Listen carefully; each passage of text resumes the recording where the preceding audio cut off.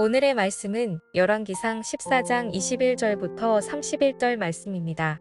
26절까지만 읽겠습니다.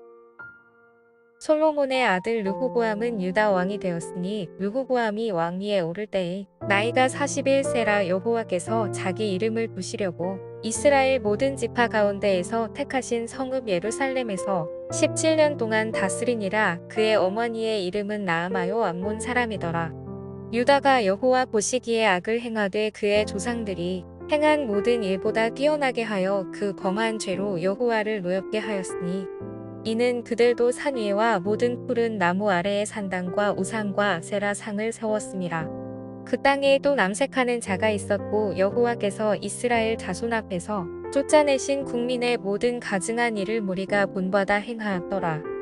르호보암 왕 제5년에 애굽의 왕 시삭이 올라와서 예루살렘을 치고 여호와의 성전의 보물과 왕궁의 보물을 모두 빼앗고 또 솔로몬이 만든 금 방패를 다 빼앗은지라. 여러분, 이스라엘은 남과 북으로 나뉘어졌습니다. 그리고 우리가 어제 본문에서 우리가 살펴보았듯이 북이스라엘의 여로보암은 하나님 앞에 큰 죄악을 저질렀었는데요. 여러분, 여로보암은 나라 안에 우상을 세워 백성들로 하여금 우상 숭배의 죄에 빠지도록 했습니다. 그래서 어제 본문에 이러한 여로보암에 대한 심판에 관한 말씀이 임했죠. 여러분, 그런데 여로보암이 이끄는 이 북이스라엘과 대비가 되는 남유다는 여러분 과연 선했을까요? 여러분, 아닙니다. 여러분, 솔로몬의 아들이고 다윗의 족보를 잇는 르호보암 또한 악한 왕이었다라는 거예요. 여러분, 22절 말씀을 보면 이렇게 기록하고 있는데요.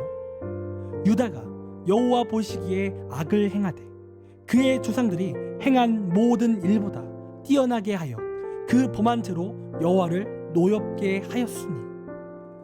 여러분, 남유다도 하나님 보시기에 악한 나라였다라는 거예요. 그리고 그 악행이 그 조상들이 지었던 악행보다 더 큰 악행이었다라는 겁니다. 여러분, 그렇다면 이 남유다의 악행은 무엇일까요? 23절을 보면 이렇게 기록합니다. 이는 그들도 산 위에와 모든 푸른 나무 아래에 산당과 우상과 아세라상을 세웠음이라. 여러분, 지금 어떠한 악행을 저질렀습니까? 산당을 세웠다는 거예요. 그리고 그 안에 우상이 가득했다는 겁니다.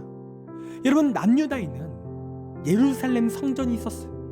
그리고 하나님께서는 그 성전에서 드리는 예배만을 받으시기로 그렇게 말씀하셨죠. 산당 제사를 거부하셨어요. 그런데 산당을 세우고 그 안에 우상을 가득히 채워 넣었다라는 거예요. 여러분, 그런데 이러한 우상의 근원지가 어디였냐면 바로 왕궁이었다라는 겁니다. 그러니까 이 르호보암 때문에 남유다의 이러한 우상이 가득해졌다라고 말할 수 있었다라는 거죠. 그리고 이 사실을 역대하 12장 1절 말씀을 보면 구체적으로 알 수 있는데요. 여러분, 역대하 12장 1절입니다. 르호보암의 나라가 견고하고 세력이 강해지매 그가 여호와의 율법을 버리니 온 이스라엘이 본받은지라. 여러분, 뭐라고 기록하고 있습니까? 르호보암이 하나님의 말씀을 버렸다는 거예요. 그리고 백성들이 그러한 르호보암을 본받고 따라하기 시작했다는 거죠. 그러니까 이스라엘 백성들은 하나님 없이도 나라가 강해지네, 또한 우상을 따르니까 더 인생이 잘 풀리네, 이러한 생각에 빠지게 되었다는 거죠.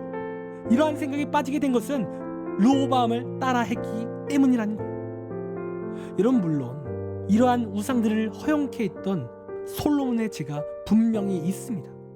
여러분, 그럼에도 불구하고 오늘 이 르호보암은 나라 안에 우상이 유행처럼 번지게 했다라는 거예요.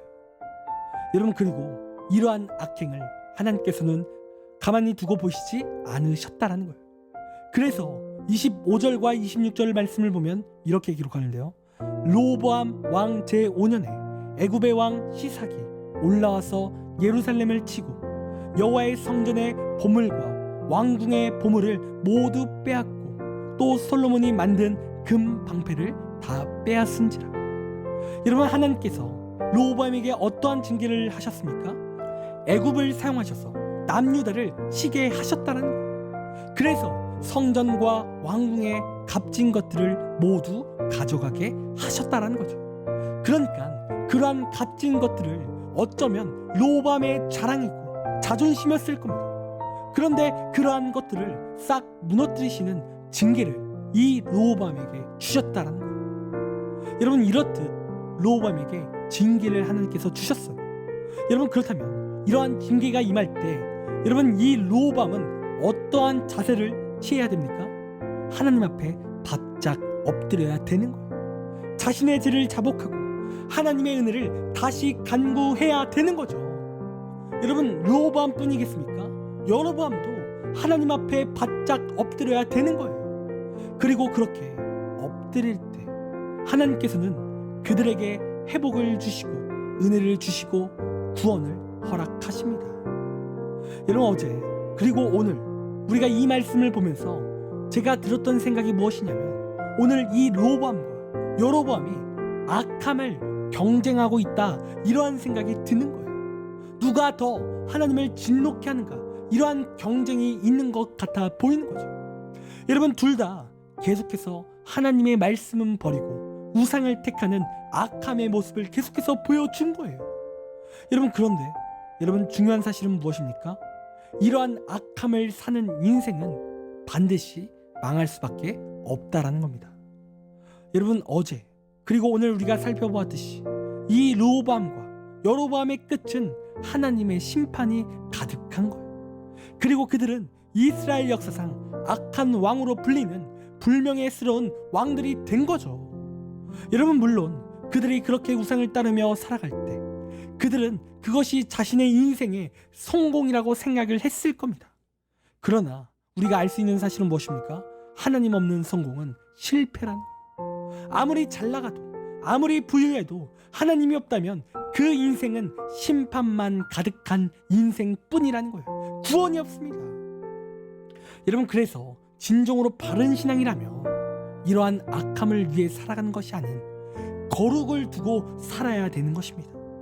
날마다 말씀을 따라가는 삶, 날마다 하나님께 기도하는 삶, 그리고 자신의 죄를 회개할 줄 아는 삶으로 나아가야 된다는 거죠. 여러분, 다윗이 왜 위대한 왕이었습니까? 그는 하나님의 말씀을 주야로 묵상하며 살아가기를 원했던 사람이기 때문에 그래요. 그는 날마다 기도했던 사람이기 때문에 그렇습니다. 그리고 죄를 짓는다 했을지라도 그는 즉각 하나님 앞에 엎드려 회개를 했던 사람이라는 거예요. 그래서 하나님은 그러한 다윗을 위대하게 사용하셨다는 거예요. 여러분, 그렇기에 이 시간 우리는 거룩을 추구하며 살아가야 될 줄 믿습니다. 내 삶의 진정한 소원은 부자가 되는 것, 또한 잘 되는 것을 추구하며 우리가 그렇게 살아가는 것이 아닌, 하나님을 따라 하나님께 영광 돌리는 그 소원, 그 거룩을 우리가 품는 그러한 삶을 살아야 될 줄 믿습니다. 우리가 그렇게 거룩함으로 나아갈 때 여러분, 반드시 하나님께서 다윗을 사용하셨던 것처럼 우리도 위대하게 사용하십니다. 여러분, 그런 이 시간 거룩함으로 나아가는, 거룩함으로 승리하는 우리의 귀한 삶이 되기를 간절히 원합니다. 기도하겠습니다. 하나님, 내 삶이 거룩한 삶 되길 원합니다. 내 인생이 잘 되는 것을 추구하며 살아가는 것이 아니라 하나님의 말씀을 따라 거룩하며 하나님께 기도하며 하나님의 능력을 구하며 살아가는 그러한 거룩한 인생 되길 원합니다. 하나님께서 날마다 힘을 주시고 부족한 내 삶 가운데 능력을 더하여 주시옵소서. 그하여 하나님께 위대하게 쓰임받는 우리의 삶이 될 수 있도록 인도하여 주시옵소서. 시간 모든 것을 주님께 맡깁니다. 감사하며 사랑이 많으신 예수님의 이름으로 기도드립니다. 아멘. 시간 우리 함께 1분 동안 말씀을 생각하며 함께 기도하기 원합니다. 기도하겠습니다.